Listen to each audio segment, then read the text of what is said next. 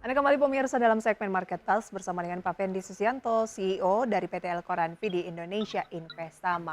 Pak Fendi, sebelum kita bahas lebih jauh lagi ya, kita akan simak dulu rekomendasi saham pilihan dari Pak Fendi, pemirsa berikut ini. Saham-saham yang direkomendasikan salah satunya sudah kita ulas, tadi ada BNI direkomendasikan buy on weakness, support 8.825, resisten 9.900. Harum buy on weakness dengan support 1.650, resisten di 2.000 buy on weakness. Bank Mandiri juga buy on weakness di support 9.250 dan resisten di 10.600, serta Telkom buy dengan support 3.800, resisten di posisi 4.000. Oke, Bank Mandiri dan juga BBRI, Pak Fendi tadi sudah sempat disinggung gitu ya, bahwa kalau dibandingkan dengan BBCA, valuasinya ini masih hampir mirip. Nah, kita ke Bank Mandiri dulu. 9250 adalah support yang Anda sampaikan. Ya, kalau kita lihat memang gerakan mereka sama ya, secara kalau gerakan sahamnya hampir sama antara sektor perbankan ya, terutama di BCA, BNI, Bank Mandiri, dan BRI ya. Itu mereka gerakan sama, dan kita melihat sepekan yang lalu itu juga sudah mengantisipasi laporan keuangan yang berpeluang besar mengalami peningkatan ya. Kita lihat dari harga terbawahnya, sebut saja Bank Mandiri dari level di bawah 9.000 sekarang sudah 9.700 ya, dan demikian pula BRI dan perbankan yang lainnya. Jadi sudah antisipatif terhadap potensi rilis data keuangan ya. Nah, jadi artinya sudah ada gambaran tersebut. Nah, kita melihat yang menjadi patokan dari sektor perbankan itu menjadi peluang yang cukup bagus adalah, atau tidak, paling tidak ada 4 ya. Yang pertama adalah dari net interest income-nya, apakah dia improving ya, mengalami peningkatan yang sustain atau tidak. Yang kedua adalah net NPL ratio, dan ketiga adalah LAR, market risk, dan pertumbuhan kreditnya, dan yang keempat itu adalah efisiensinya, penurunan cost-nya yang secara signifikan dialami ataupun dilakukan oleh perbankan. Nah, kalau kita melihat dari keempat itu, nampaknya ke perbankan itu sudah lakukan ya, dan nampaknya di rilis laporan keuangan sekarang ini keempatnya mengalami peningkatan yang signifikan, dan ini membuat potensi valuasinya mengalami peningkatan.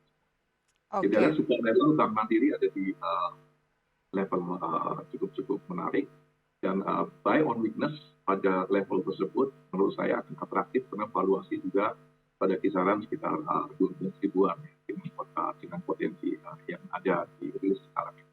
Dan kalau kita melihat misalnya seperti Bank BCA juga mereka sedang saat ini memang sedang dalam posisi yang mengalami sedikit penurunan, tetapi ini adalah gerakan pasar, sehingga kita layak untuk mencermati pada saat yang pada posisi mendekati support level itu adalah timing untuk melakukan. Pak Fendi memberikan support 9250, sementara Bank Mandiri saat ini 9700. Nah, ketika nantinya rilis laba full year 2022 yang diproyeksi juga akan positif seperti BBNI sudah rilis, apakah kemungkinan justru Bank Mandiri ini akan turun ke 9000, ya support kuatnya tadi kan 9200 gitu ya. Nah, kapan nih peluang untuk bisa mendapat di harga bawah? Saya rasa apakah mungkin saja 97 ini bisa justru lanjutkan penguatan lagi? Ya memang begitu ya. Jadi artinya kalau kita cermati ya, di sepanjang pengumuman keuangan memang ada kekhawatiran nanti atau buru naik duluan gitu ya. Tapi kita mesti sangat wise juga, karena gerakan dari harga saham itu pengaruhnya juga tidak hanya pada faktor fundamental, tapi juga faktor global, faktor domestik juga itu berpeluang besar membuat marketnya terdiskon ya. Artinya mengalami penurunan harga terlebih dahulu. Jadi menurut saya tidak perlu terlalu khawatir juga bahwa ini akan tidak terkejar kenaikannya, tetapi tunggu saja, karena memang gerakan pasar memang pengaruhnya, dan itu memang sudah berulang kali ya, sudah repeated, artinya terjadi ada faktor-faktor lain yang membuat harga saham jadi menurun meskipun secara fundamental kita lihat cukup bagus. Ya. Oke, tapi kalau misalnya rilis labanya sudah berlangsung, ada kecenderungan akan naik dulu atau justru ke koreksi? Nah, pasar kita kan memang sudah mendekati tidak hanya pasar yang efisiensi bentuk lemah, tapi setengah kuat. Jadi artinya informasi itu sudah terantisipasi terlebih dahulu ya. Jadi pada saat news itu keluar, ya mungkin tidak terlalu kuat ya pendidikannya, tapi karena memang sebelumnya sudah terantisipasi. Oke, itu dia untuk Bank Mandiri dan juga BBNI yang mewakili perbincangan mengenai emiten perbankan sambil menanti rilis kinerja full year 2022 yang diproyeksi rata-rata termasuk juga BCA ini masih akan melesat begitu ya Pak Fendi ya? Ya, Oke, kita beralih ke Harum. Anda rekomendasikan buy on weakness dalam saham pilihan tadi.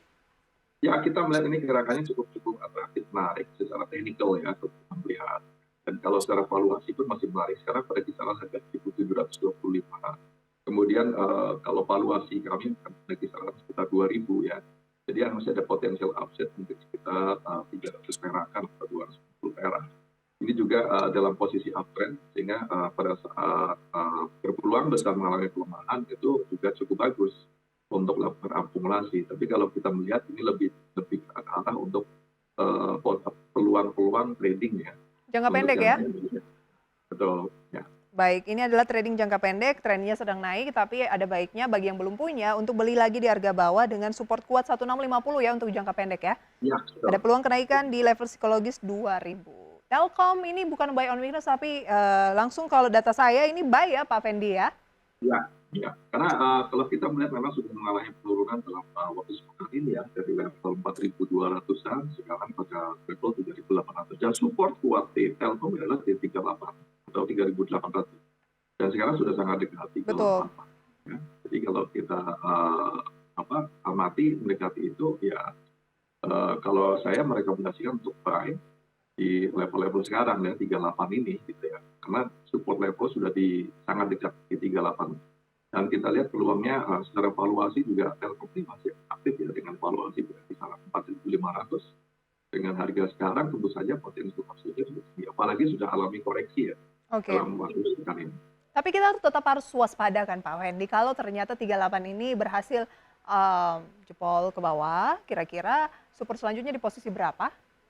Ya kalau kita kalau emang betul ya terjadi pelemahan pasar ya, misalnya ini Telkom ini akan berpeluang besar turun di bawah 38 apabila indeks juga berada di level di bawah 67, 6.700. 6.700. Ya, yang support yang paling bawahnya sebenarnya tidak terlalu jauh di 3.650. 3.650 itu adalah super berikutnya kalau 38 ini ternyata jebol ke bawah gitu ya. Tapi ini akan membawa indeks harga saham gabungan juga meninggalkan 6.800-an kalau ternyata Telkom yang merupakan salah satu bobot terbesar ini turun gitu ya. Oke. Betul.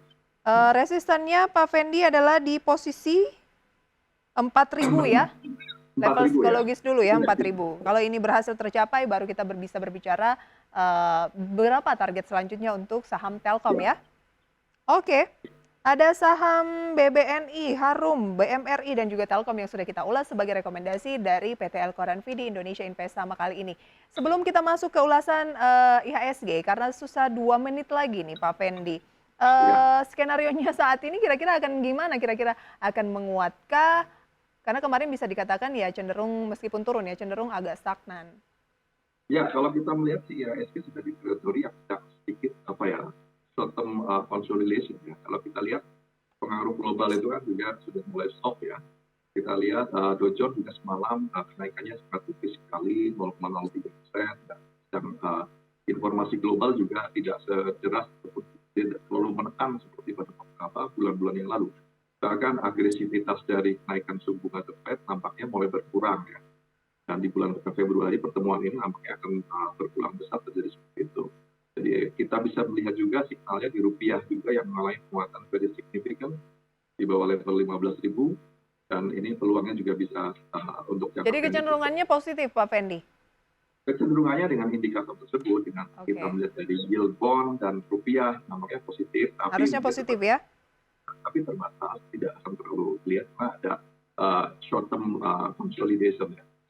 Oke, short term ada peluang lebih ke konsolidasi, tetapi harusnya trennya untuk menengah positif dengan sejumlah sentimen-sentimen tadi ya, mulai dari nilai tukar dan juga mungkin arus modal asing. Oke, dan kalau saya perhatikan pembukaan pada pagi hari ini masih malu-malu nih Pak Fendi karena benar-benar masih bergerak di 0,00 sampai 0,001, masih sangat liar antara hijau dan juga merah. Kita akan ulas, pemirsa kita berikan waktu sedikit untuk chart dari IHSG ini sambil kita break dan kami segera kembali saat lagi.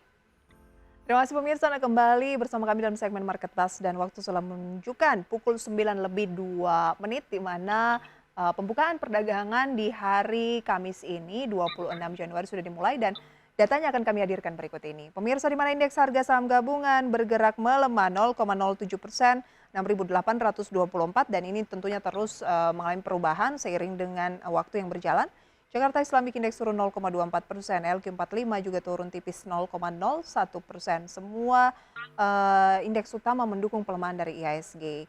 Kemudian pemirsa, dari saham yang menjadi gainers ada BBCA dengan kenaikan 0,3%, 8.225, Antam 1,31%, 2.320, SMGR naik 1,42% di 7.150 dan ACES 1,78% di 458.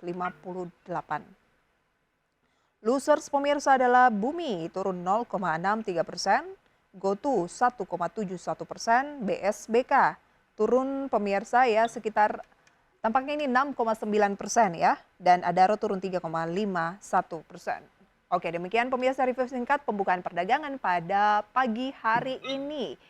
Pak Fendi, memang Anda bilang tadi masih cenderung akan konsolidasi gitu ya, dan terjadi pelemahan. Ada peluang IHSG bergerak di bawah 68 jangka pendek? Peluang ini masih terbuka ya, karena memang support level kuat dari IHSG saat ini di 6.780 ya. Itu support yang kuat. Jadi ada peluang bisa di bawah level 6.800, tapi kecenderungannya dia akan supportnya juga tidak resisten tidak terlalu jauh juga di 6.950. Itu sebagai level resisten dari indeks saat ini, palingnya dalam waktu sepekan 2 pekan depan ini rentangnya akan lebih sempit ya, karena memang menunggu news terbaru terutama dari global ya. Terkait dengan suku bunga, terkait dengan perkembangan ekonomi outlook dari Eropa, kemudian juga dari Amerika dan dari regional yang saat ini memang sedang wait and see. Oke, kita juga menanti meskipun masih ada semingguan gitu ya terkait dengan rilis pertumbuhan ekonomi full year 2022 di mana Bank Indonesia memperkirakan mungkin akan ada pertumbuhan sekitar 4,7 sampai dengan 5,3%. Kemudian pemerintah dalam hal ini Kemenko Perekonomian memprediksi ada 5,2% dan beberapa ekonom memprediksi 5,1% gitu. Kalau ini nantinya sudah rilis, kemudian tanggal 1 Februari juga akan ada pernyataan dari The Fed lagi gitu ya terkait dengan suku bunga lanjutan seperti apa. Apa yang harus dilakukan saat ini? Apakah memang kita mencermati saham-saham yang memang ada sorry-nya misalnya ya rilis kinerja full year 2022 atau bagaimana nih strateginya sambil menanti hal-hal yang belum pasti tadi nih Pak Fendi? Ya, sebenarnya besarannya sudah kelihatan bahwa memang pertumbuhan ekonomi nampaknya on track. Kenapa bisa dikatakan besaran sudah kelihatan? Karena kita bisa lihat dari quarter by quarter itu sudah alami perbaikan. Jadi itu di situ kita bisa kunci ya informasi pertumbuhan ekonomi nampaknya sudah di atas 5%, terjadi di bawah 5%. Mungkin sekitar 5,1 sampai dengan 5,2% dengan mengaca pada proyeksi yang terjadi di kuartal 1 sampai kuartal 3. Ya. Kemudian yang kedua adalah suku bunga. Suku bunga menjadi faktor penting juga, karena ini bicara mengenai stability gitu, financial stability ya. Jadi mulai uncertainty menjadi penting. Kita lihat tekanan inflasi juga sudah mulai mereda ya di US terutama ya, dan di Eropa sendiri ECB tadi sampaikan juga bahwa dia akan lebih soft lagi. Jadi ini membuat lebih suasana stabil. Nah ini semuanya membuat nampaknya investasi saham harusnya di kuartal ini sudah mulai lebih atraktif ya. Jadi artinya lebih less uncertainty-nya, kemudian juga informasi tekanan suku bunga yang bisa mendistorsi equity market menjadi lebih kecil lagi. Apalagi dengan kinerja fundamentalnya, terutama backbone pertumbuhan dari pasar modal itu kan sektor perbankan. Sektor perbankan kita lihat dari BNI sudah menunjukkan kinerja yang menurut saya sih bagus sekali ya. Dan ini membuat bahwa perbankan yang lainnya kecenderungannya sama karena mereka juga memiliki suatu behavior yang sama. Dan kita melihat akan dibaca oleh sektor perbankan. Jadi kalau kita lihat nampaknya bisa mulai dari sekarang ya, tapi meskipun gradual tidak langsung ya, serta-merta. Karena di sini kita bisa lihat testing indeksnya nampaknya indeks juga peluang besar di Baik. tahun 2023 itu bisa Sejumlah indikator ekonomi tampaknya masih akan resilient, termasuk tadi pertumbuhan ekonomi kita, kemudian juga data inflasi yang masih kita tunggu begitu ya. Tetapi yang menjadi highlight dari Pak Fendi adalah cermatilah saham-saham yang menjadi backbone gitu ya, seperti ya perbankan tadi. Nah kalau BCA mungkin ya memang pagi ini masih mengalami kenaikan, tapi bagi Anda yang baru mau masuk mungkin agak telat, lebih baik pilih saham-saham lainnya yang juga kinerjanya tidak kalah menarik seperti BBNI, kemudian Bank Mandiri dan juga BRI, begitu ya Pak Ya. Fendi? Oke, Iya, betul. kemudian Pak Fendi, bagaimana dengan sektor lain? Tadi kita kan juga melihat ada Antam nih, bukan hanya hari ini Antam ini mengalami kenaikan, tapi sudah beberapa pekan gitu ya. Antam tadi naik 1,3%. Nah, kira-kira peluangnya bagaimana nih untuk logam? Ya, logam sebenarnya kan memang satu sektor ya, dengan sektor seperti pertambangan dan mineral gitu ya. Dan ini juga masih akan tetap bagus peluangnya, karena kan memang secara global juga dalam posisi yang sedang mengalami development ataupun pengembangan ya. Setelah pasca COVID itu masih tetap berlangsung dan menurut saya akan tetap jangka panjang. Hanya saja kan perlu dilihat juga dari aspek valuasi bahwa Antam ini di dalam memperoleh bisnisnya itu apakah bisa di-create di dalam suatu valuasi ataupun kinerja keuangannya masuk ke dalam cash flow-nya memang menjadi lebih meningkat atau tidak. Sebenarnya peluangnya besar, hanya saja kita butuh justifikasi ya. Kita lihat beberapa macam program-program ataupun outlook yang akan dilakukan oleh Antam ke depan juga sebenarnya sangat bagus. Tentunya perlu dimasukkan ke dalam faktor proyeksi yang lebih jelas lagi saja. Itu yang membuat fluktuasinya cukup tinggi. Tapi kalau kita lihat outlook-nya, menurut saya Antam juga sangat bagus. Oke, buy on weakness Antam atau buy atau apa strategi untuk Antam? Saya melihat strateginya kalau saat ini adalah buy on weakness. Buy on Karena weakness. peluang turun juga cukup. Dengan support kuat di posisi berapa Pak? Nah kalau kita lihat untuk saham Antam ya, kita lihat support level yang kuat itu ada di level 2100. 2100 dengan resisten terdekat? Ya, dengan resisten terdekat dia itu ada di level 2500. 2500. Buy on weakness ya untuk Antam ya? Buy on weakness lebih bagus, karena ini ada peluang juga mengalami koreksi. Oke. Nah, ini kan sudah cukup tinggi dari level kenaikannya kan dari level 2000 sampai ke level sekarang.